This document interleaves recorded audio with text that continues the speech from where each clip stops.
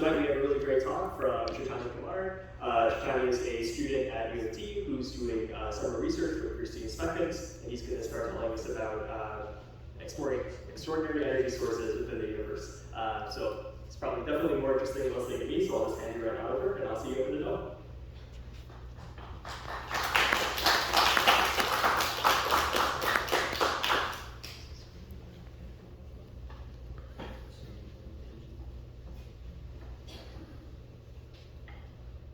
Hello? Can you all hear me? Okay. How are you all doing today, first of all? Good? Okay, awesome. Thank you to Lawrence for the extraordinary introduction. So just once again, my name is Chaitanya Khamar, and I'm currently an undergraduate student.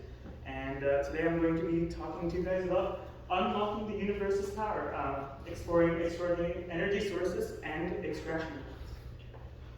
So first, let's start about talking what is energy, right? When you think about energy, you might think about some basic things like the electricity that flows through the wires that power your appliances. You might also think of the energy that you eat. So like when you eat something like an apple, it gets converted into energy into your body and you're able to walk and move around. You might also think of other sources of energy, like when you mix two chemicals and something really hot happens, right? You get a chemical reaction, so you get a lot of energy out of it. But what we see and what we discover in the field of physics is that energy is a lot more than just that. So here are just some really nice introductory quotes that give a really nice insight into what energy actually is, right? So Albert Einstein said, energy cannot be created or destroyed. It can only be changed from one form to another. Now, keep this in mind because that's going to be really important for the rest of the presentation, right? So German Greer also said, energy is the power that drives every human being. It is not lost by exertion, but maintained by it. Again, another important point is that humanity depends on energy for all of its needs, right? And then Ralph Waldo Emerson has said, energy is the currency of the universe. You get what you pay for. Again, another important point that we're going to be covering in this whole presentation. So, what we see is that energy covers every aspect of everything in the universe, right? From the smallest scales of the interacting quantum particles, to even the appliances and electronics that we use, like cars and rocket ships, to the biggest scales on the grand scheme of the universe. Everything is ruled by energy, which is insane, right? So what types of energy do we use when you generally talk about energy usage, right? So first of all, we have fossil fuels, which is probably the most common form of energy that we've seen in the past century, right? Coming with a downfall that it's not really efficient and it does cause a lot of climate change, which we all know about. Then we have solar power, right, which is very efficient and good renewable, but it does come with a slight downfall that it takes a lot of money to maintain and make some of these solar panels. We also have wind power, right, which you all know, coming with a slight downfall that does cause harm to some birds in the air. And by far, the most efficient source of energy that we've ever made as humans is nuclear energy, right? But when we say something is efficient, right, how do we know that nuclear energy is a lot more efficient than everything we've ever said? We can try numerically visualizing this, right? If you take a kilogram of something, right, like a nuclear, like uranium or coal, how much energy does it give you, right? So think of this way, right? 1 kilogram of coal, if you burn it, right, it gives you 24 million joules of energy. And joules is like the standard unit of energy that we always use in physics whenever we define something like energy, right? So that sounds like a lot when you think about it. 24 million, that's a big number, right? But then when you look at something like uranium, if you burn that, if you convert that to energy in a nuclear reactor, you get 84 trillion joules of energy out of it, which tells you that uranium and radioactive power, just in general, gives you 1 million times more energy than something like coal. So again, uranium is coal times 1 million. Awesome, okay?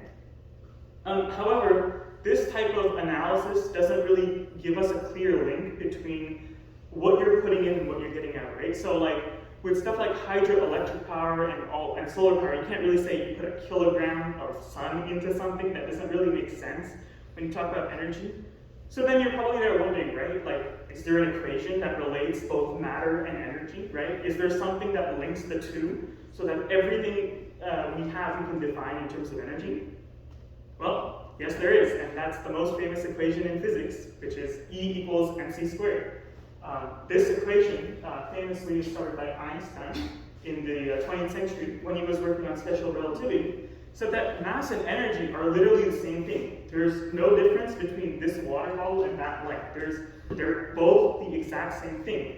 And the equation, basically what it's saying is that if you have something that just exists like this water bottle, let's say for instance, the rest energy, which is the energy for it to just exist as a water bottle like this, is equal to the mass of the water bottle multiplied by the speed of light squared. So the speed of light is like a big number. It's like 300 million meters per second. So if you want to find the energy of something that's just laying around, or something that has mass, you take its mass and you multiply it by the speed of light, and then you do it again. So you're probably already thinking, right, that this is going to give you a very big number, that actually ordinary matter has a lot of energy just sitting inside it. So in short, what we find out is that mass is energy, and energy is mass. They're the same thing. And then coming back to the whole question, right? What is energy? Everything. Everything in the universe is just energy. There's no difference between this water bottle and this boat and all the chairs that you're sitting on.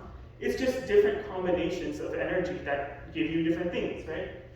What's even more cool and fascinating is that we've actually seen this transition of matter and energy occur at the smallest scales of the universe. A cool example of this is in physics we have something called matter and antimatter. You thought antimatter didn't exist, but it's actually a real thing that exists in physics.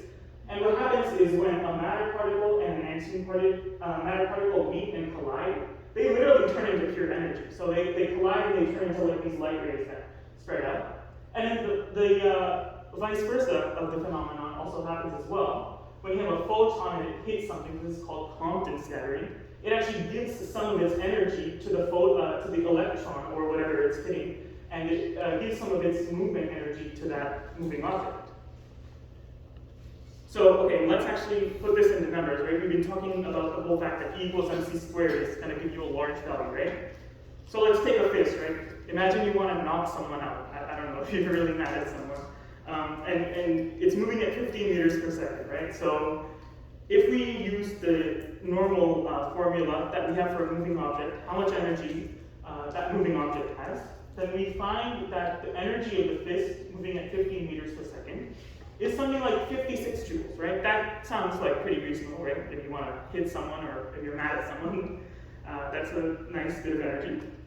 But using the formula E equals mc squared, we see that the mass energy of the fist is something like 4.5 times 10 to the 16 joules. Now, that's a very big number because that's 4.5 times 1 followed by 16 zeros. Like, I can't even imagine that in my head. You were even trying to visualize a number that big, right? So what that means is your fist contains the energy of 3,000 Hiroshima nuclear bombs. If you ever wanted to flex to someone or make fun of someone and show them how strong you are, you could say that your fist has the power of 3,000 nuclear bombs inside of it. So, yeah, you guys are all pretty strong, turns out. We can also look at Canada, right? Canada every year consumes 1.94 times 10 to the 18 joules of energy. But if we use this idea of mass energy, it turns out that Canada can be powered with just 22 kilograms of matter. And it doesn't even have to be anything special. You can literally take 22 kilograms of plastic and just, if you were to take all the energy out of that plastic, you could power Canada with 22 kilograms of matter. That means Canada can be powered with 42 fists of energy, or also 5 cats. Yeah, you can imagine, I don't know, I just find it funny, if 5 cats were to turn into energy for some reason, they could power all of Canada. That's, yeah, very fascinating. So why can't you and I do this? You know, why can't I punch or you punch and, you know, have the power of a nuclear bomb behind it, you know? Why aren't you a superhero? Is the universe evil? Does it hate you? Well, yeah, kind of. The universe does hate everybody. The universe doesn't like it when we reveal its secrets or use this immense power of mass energy, right? It just doesn't like it. So here's the universe as Emperor Palpatine laughing at you as you struggle to punch with the force of a nuclear bomb behind your fist. And the problem when you talk about physics, what this actually is two big concepts in physics, which are thermodynamics and quantum mechanics. This is the reason why we can't just turn this book into pure energy and just use all the energy that's stored in this book. So first, when we talk about the laws of thermodynamics, there's this whole idea that energy can't be destroyed or created, as we saw in the first slide, what Albert Einstein was saying. It can only be transformed into various other forms, right? The laws of thermodynamics also state that the universe always tends toward a state of disorder, right? This is what's commonly known as entropy. We call this idea of disorder. So this is the reason why it's always easier to break something than to build something up from scratch, right? It's much easier to break a glass than to take all the glass pieces and turn it back into glass. Right? You might be asking, why is this? Like, why is it so much easier to break something? Well, in physics, we always talk about this idea of microstates when we talk about thermodynamics. It basically means how many ways can you arrange all the stuff in a system. And it turns out the universe likes when it has a lot of options to arrange a lot of stuff in various different ways. So what I mean by that is the glass, there's only one way you can make glass, right? There's no other way you can make the same exact glass. But if you think about a glass shattering, for example, there's like millions of ways a glass could shatter. And it turns out the universe loves that. The universe loves to have options at its disposal. And then we get to the other idea of quantum mechanics, right? So if you all know that atoms are like one of the smallest things in the universe, well, atoms are actually made of something even smaller called protons and neutrons and electrons. But it turns out that even inside the protons and neutrons, there's something called quarks. And those quarks are held together by a force called gluons. Yes, I know, very creative name. Something that holds stuff together is called a gluon, right? Physicists aren't really good at naming things. But what happens is when you want to convert something purely to energy, you have to separate these protons and neutrons, right? You have to turn them into purely energy. The problem with that, however, is if you try to separate one of these quarks out from the proton or neutron, you need to put in more energy into the system to pull it out than to actually harness the energy that's inside the quarks. So if you wanted to take a quark out, you have to put in as much energy to make a new quark as well. So there's no gain in you ripping apart matter by yourself to make purely energy, right? So if we can't do this on our human scales, right? If there's no way for us to actually harness mass energy on our own, then we need to find something in the universe that actually can for us. And this is where we get to the idea of exploring stuff in the universe that's powerful enough to give us this energy for our use. So black holes. Who here has heard of black holes? Raise your hand. Okay, most of you, right? So for anyone that doesn't know what a black hole is, they're formed through the supernova of extremely massive stars. And so these would be stars like tens to hundreds of times the mass of the sun. And basically, when they go supernova, they compress down first before exploding, right? As you all know what a supernova does. And it makes a place at the center of the star called a singularity. And that singularity is so dense and so powerful that we basically say it has infinite gravitational force. Again, this isn't really true because we just don't know what's going on inside, but it looks like when we observe it has infinite gravitational force because of how much stuff it can attract really easily, right? But the important part is that because it has so much gravitational force, black holes have the power to rip apart matter, such as stars and planets. And so if you've ever seen an image of a black hole, you'd see something in the center, you'd see basically a black hole. But the important part that we want for this idea of energy is the stuff that's swirling around it, right? That part of the black hole is what we call an accretion disk. And it's actually an amalgamation of matter and energy that's flowing around. So the process of turning something into energy when you throw it around a black hole is, first of all, you have to throw something into its orbit, right? And basically, as it gets closer and closer to the black hole, it starts to slowly get ripped apart by the strong gravitational forces that are exerted by the black hole. Eventually, it's going to get to such an extreme point that all the matter gets completely ripped apart, and everything that you threw around the black hole gets turned into radiation, which is just a form of energy, right? And what we see, actually, this is called the Penrose process, by the way, if you haven't heard of it, is that this is able to convert 40% of an object's mass into pure energy, right? So we talked about E equals mc squared. This would be like this, but divided by 2.5, which is still really good, right? And here's a diagram that actually shows this process in a more detailed view. The important part is when you throw something around a black hole, you want to make sure that you're not throwing it past the event horizon. That's basically the point of no return. You're not going to get anything out if you throw it past that, because the forces of the black hole are going to be too strong for you to grab anything out. But there's this special region called the ergosphere where a lot of the matter is converted into energy.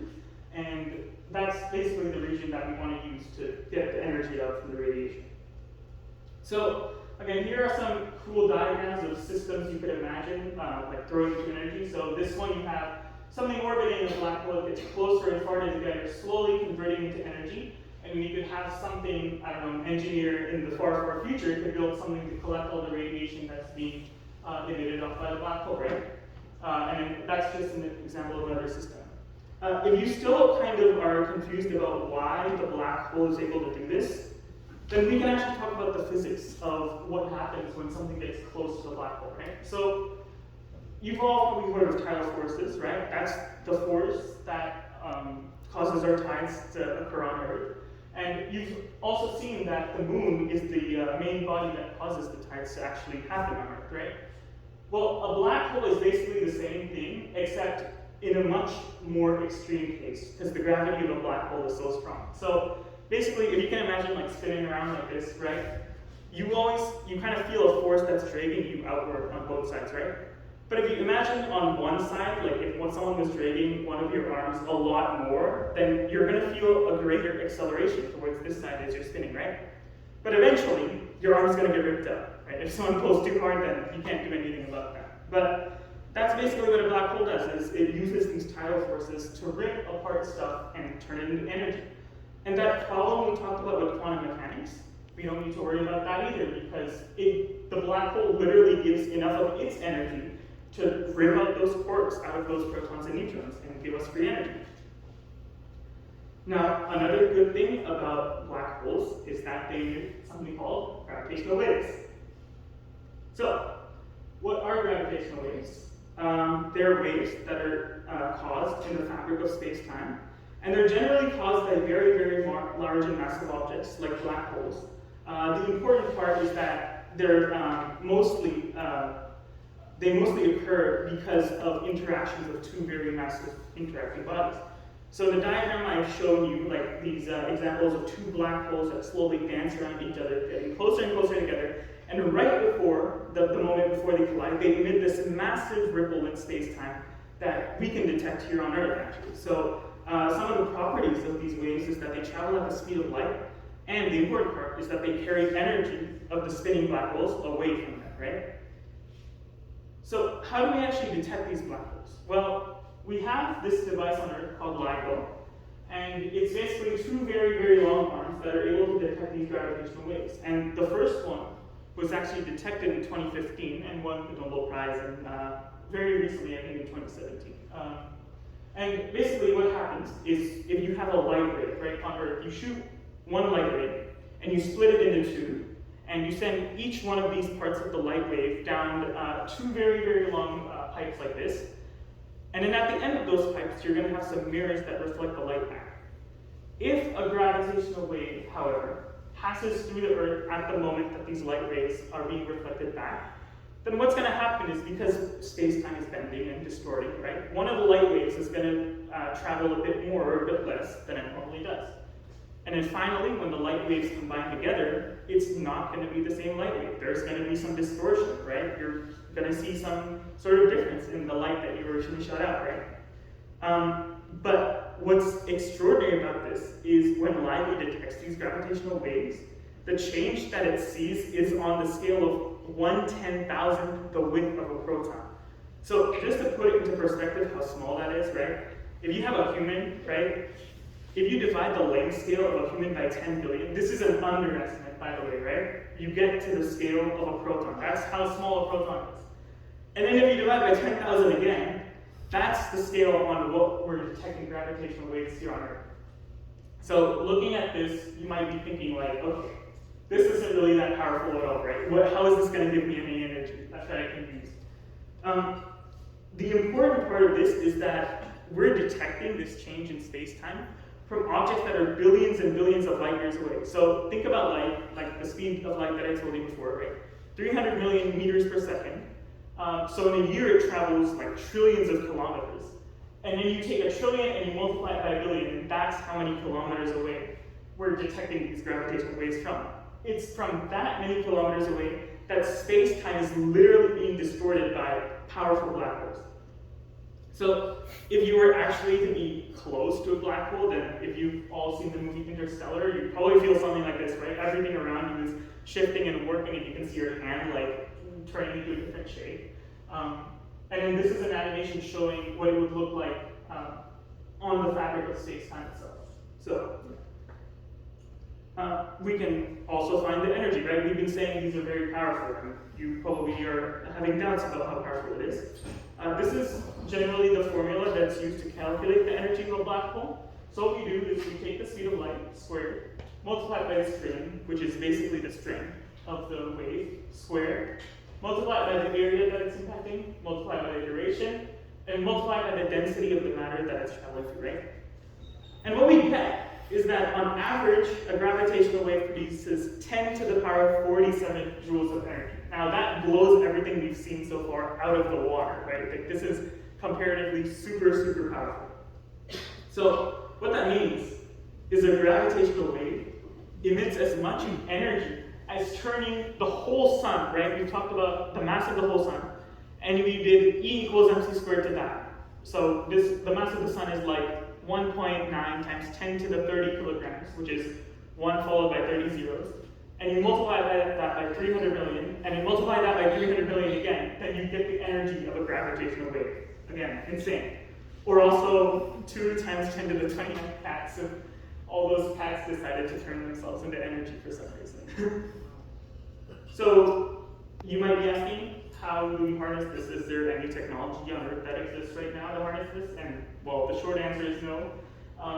But you could imagine if you have something that could resist these gravitational waves without like breaking, or could somehow like get a rest frame in space-time, which again doesn't really make sense as of now because we don't have the technology to do this.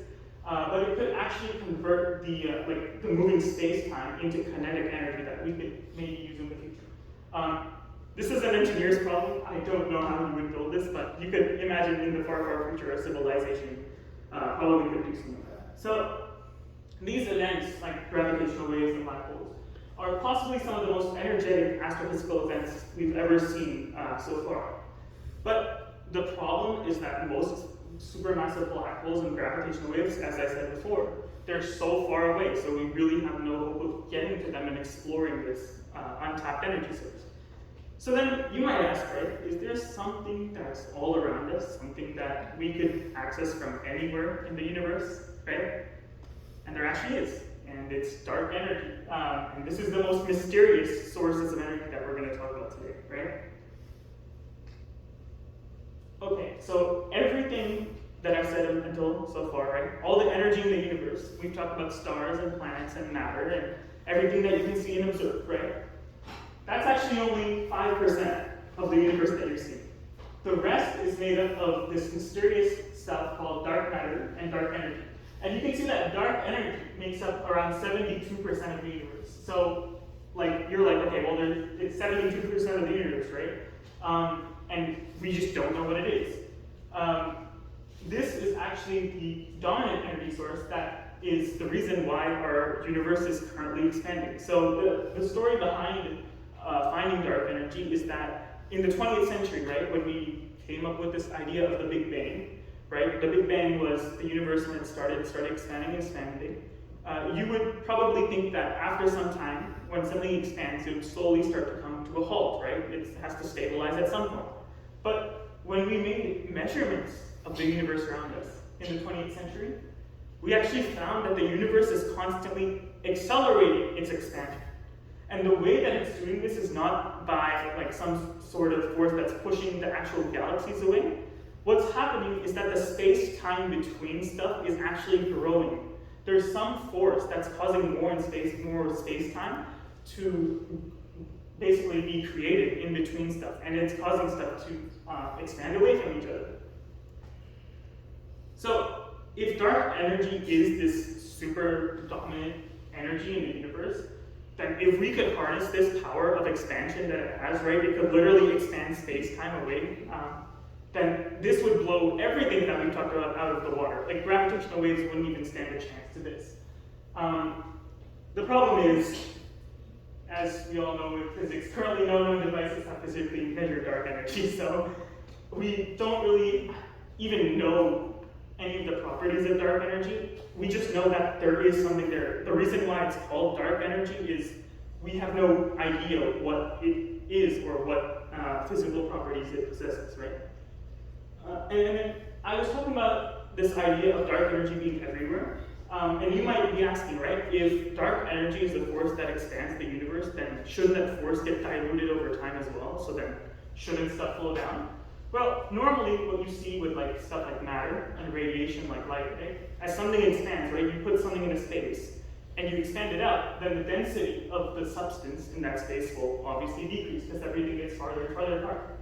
However, with dark energy, as you see in this slide, the energy density of dark energy stays constant. And the reason behind that is because as the universe expands, it makes more dark energy, right? And you're like, well, we talked about this idea of thermodynamics, that energy can't be created, right? Why is there more dark energy being created as the universe expands? And the possible explanation to this, behind this, could probably be that the laws of thermodynamics apply inside the universe, but not when something is making more of the space-time in the universe. That's a confusing analogy, but again, we physicists don't have any idea or measurement of what dark energy actually is.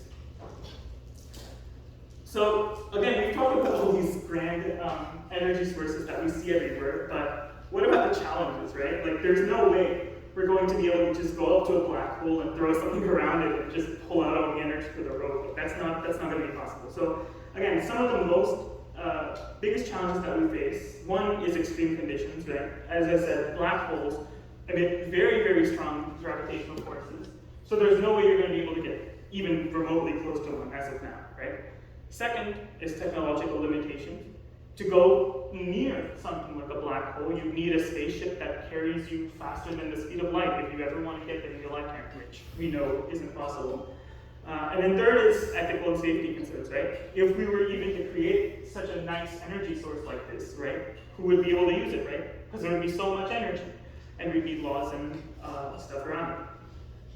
So right now, we can't access this energy, but is there some sort of scale or steps that show us the future of what humanity could do with all this energy, right? Is there something that tracks how a civilization could progress as it uses more and more energy? And there actually is. It's called the Kardashian scale, which I think many of you have probably heard of or seen on YouTube videos. But what this is a scale that was developed by a famous physicist named Kardashian in the 20th century. And basically what he did is he made this sort of scale that tracks how much a civilization is basically progressing based on how much energy it uses. And just to be clear, before I delve any further into this, a watt means 1 joule of energy used per second. That's how much 1 watt is, right? Okay, so let's take a closer look into this, right? Type 1 would be 10 to the power 16 watts. So 1 followed by 16 zeros of energy per second, okay? Type 1, a civilization that is type 1, would be able to use the energy of its entire home planet. So right now, humanity is only like a type 0.7 or something like that, because we're actually not even able to use all the energy that's available to us just coming and landing onto Earth, right? Like, we can't use all of the solar energy that's landing on our planet yet. We're not able to fully use the geothermal power that we have. We're not able to use all the wind power that we have. So we still have a ways until we get to type 1 as a civilization, okay? The next thing, as we get more and more technology, right, we're going to get to type 2. This would mean that we are able to use the energy of our entire solar system. Just think about that. This would be like thousands of years in the future when we've colonized all the planets in our solar system and we're able to use the energy that we get from all the planets and the sun as well. So maybe someone could build like a big sphere that encloses our whole solar system, and it takes all the solar radiation that's being emitted everywhere and use all the energy, and that would be a great idea. And then mind-bogglingly, there's even a type beyond this called type 3, when a civilization, this would be something like Star Wars, right? You see, something takes over the entire galaxy and uses all the energy in its galaxy, right? At this point, even in type 3, like we have no idea what something like that could look like. Like if you could even imagine using and being able to use the entire energy of the Milky Way galaxy, like that's mind-boggling. What's even crazier is there's types above this, which are hypothetical, like type 4, 5, 6, which deal with civilizations that have conquered the universe and the multiverse, but those are hypothetical at this point. Okay, so let's put this into perspective then, right? We said type 1 uses 10 to the 16 watts of energy. What does that mean?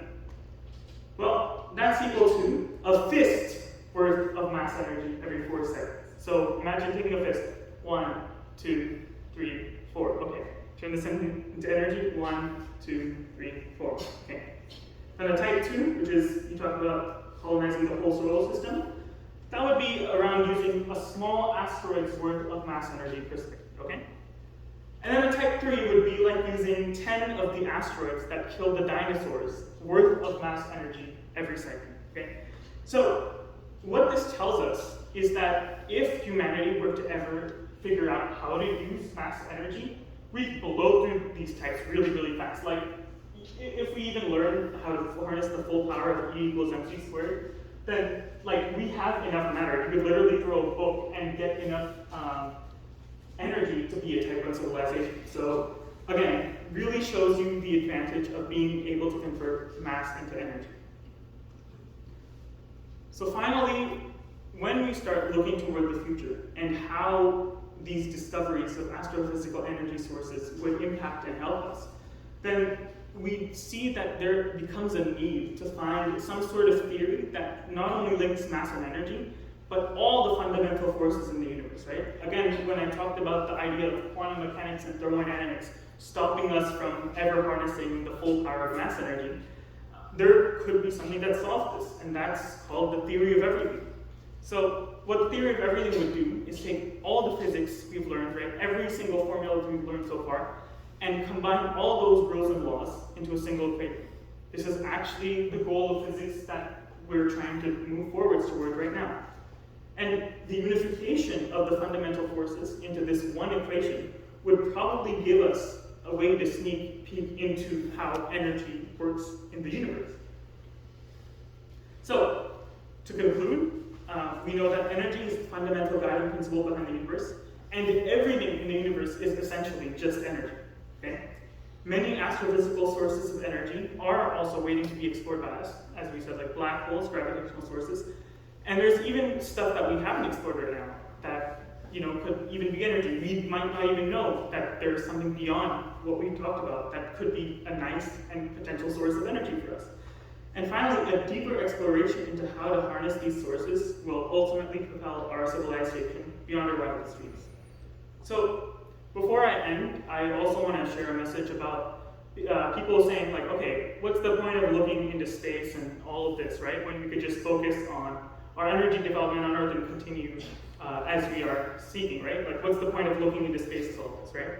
Well, I want to remind you, right?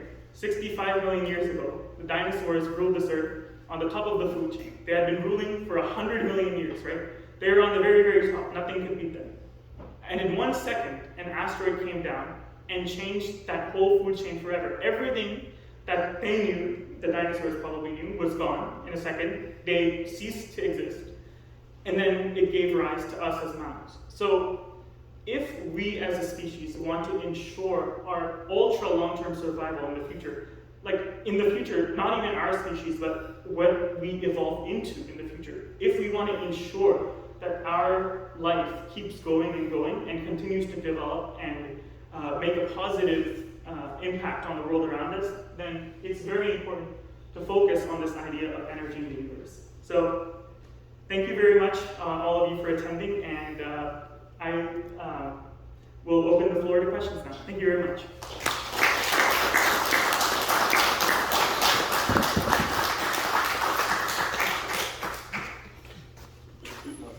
Okay, I guess I'll take questions. Assuming everyone can hear me?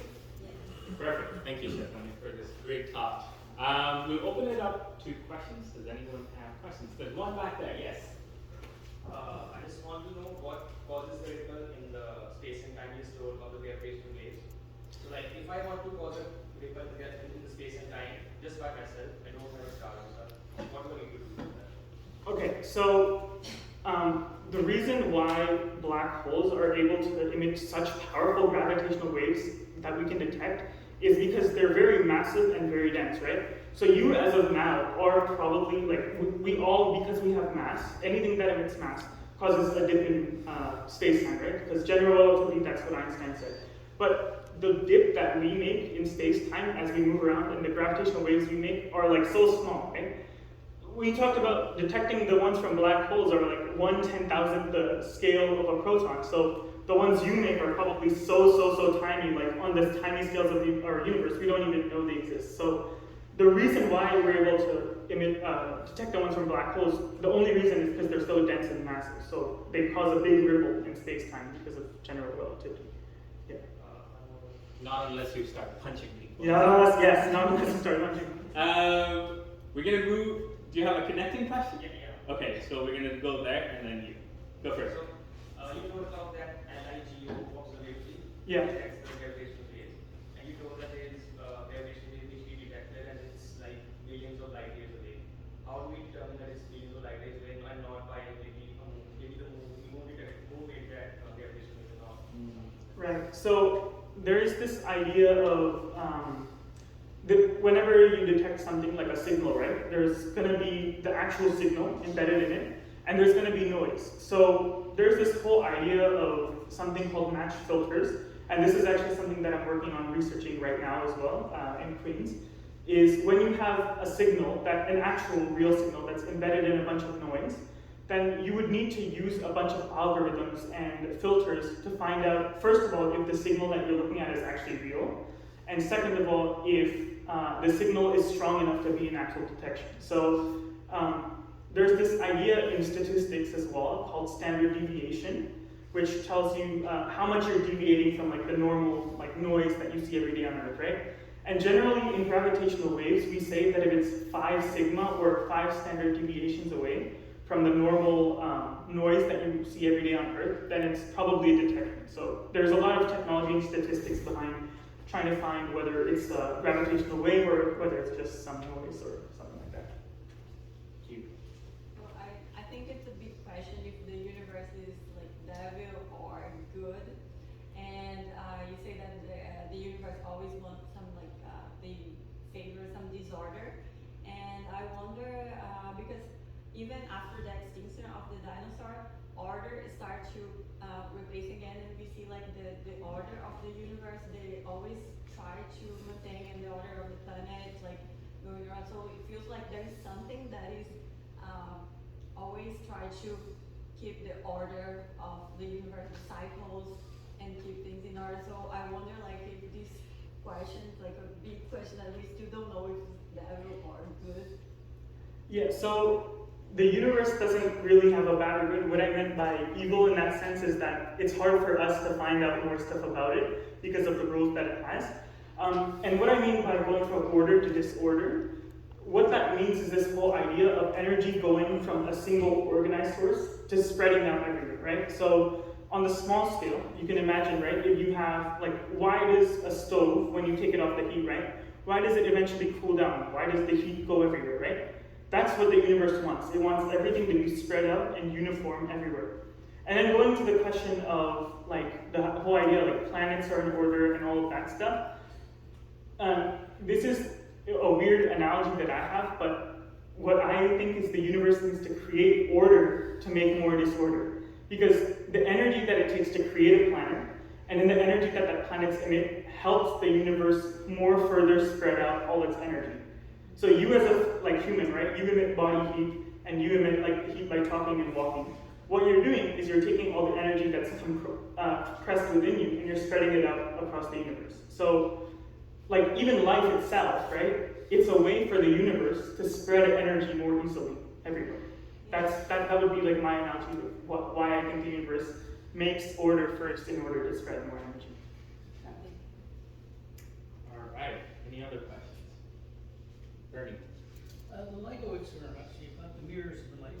The idea is that the gravity waves change the distance between the mirrors slightly, and you measure that with the light. But light is also affected by gravity, is it not? Yes. I know that in LIGO they have something to stop that. I don't really know all the details behind that, all the technology and stuff. But I definitely know they have a way. If you know that space-time is stretching, then wouldn't the light change as well? And I think there's some sort of step that they use in LIGO. I'm not sure of it, but sorry if I can't answer your question correctly. But there is a way that they differentiate the fact that the light bends as well. Any other questions? No? Oh, fine. So how frequently do we detect these gravitational waves? That is a good question. I think because the first one was detected in 2015, and I think they've done 10. There's an app you can sign up for, and it'll give you every time a gravitational wave is detected. I think the number today is around 83 or something. Yeah, so it's a lot now. Sign up for the app. There was actually recently one that was detected a week ago.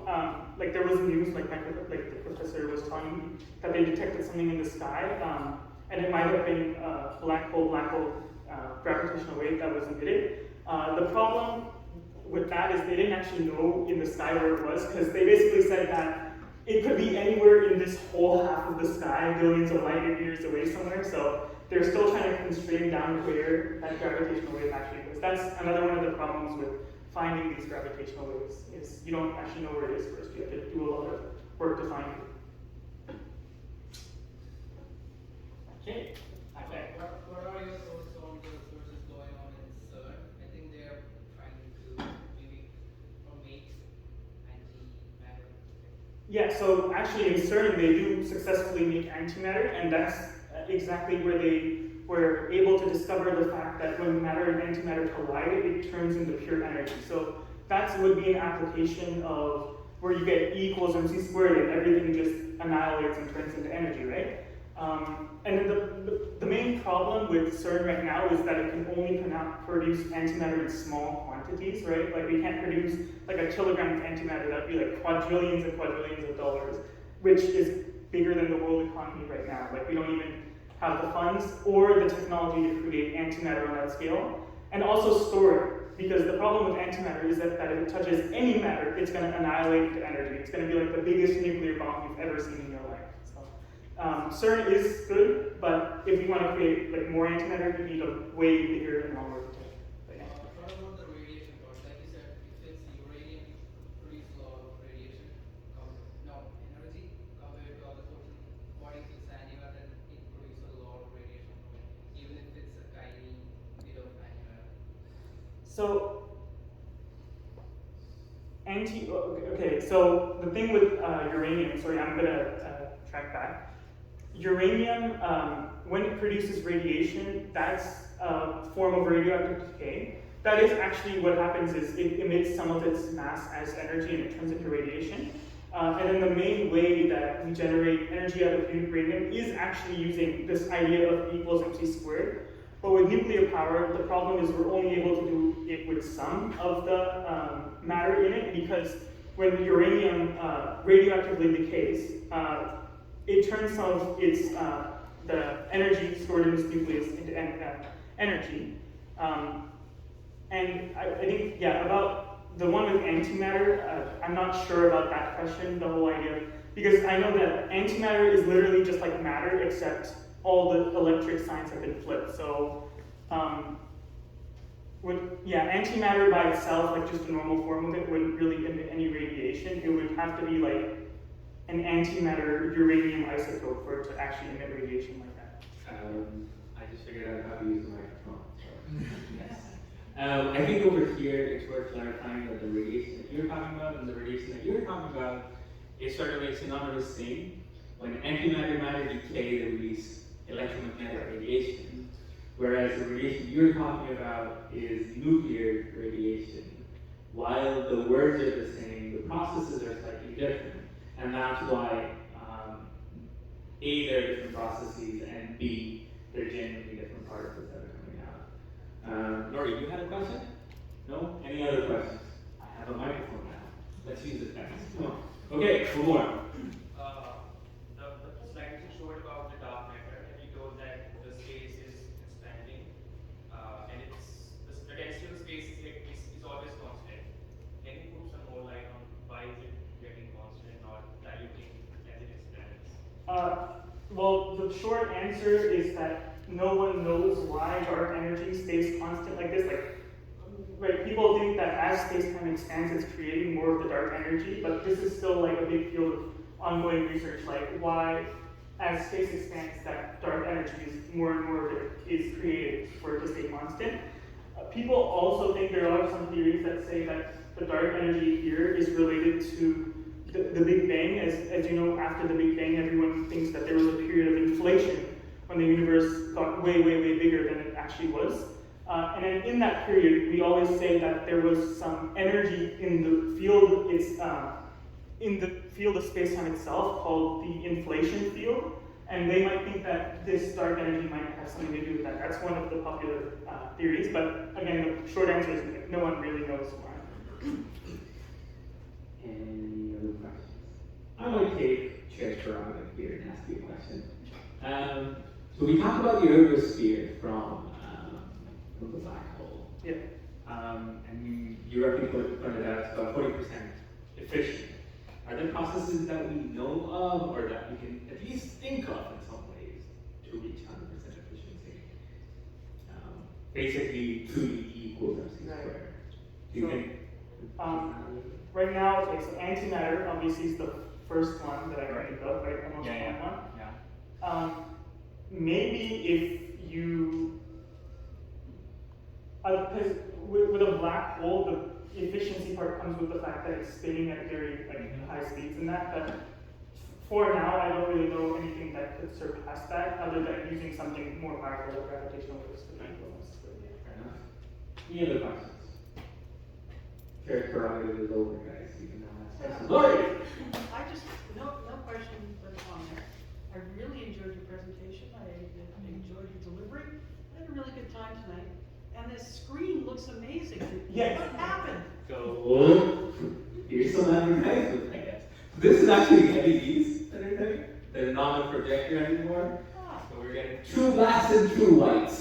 Let's just put it anyway. And this is brought to you by Philips, I guess. Thank you very much for your compliments. I really enjoyed it here, and it's good to see that all of you are continuing to have this passion for science and continue to come to presentations like this and support young scientists as they continue on their journey. Thank you so much, guys.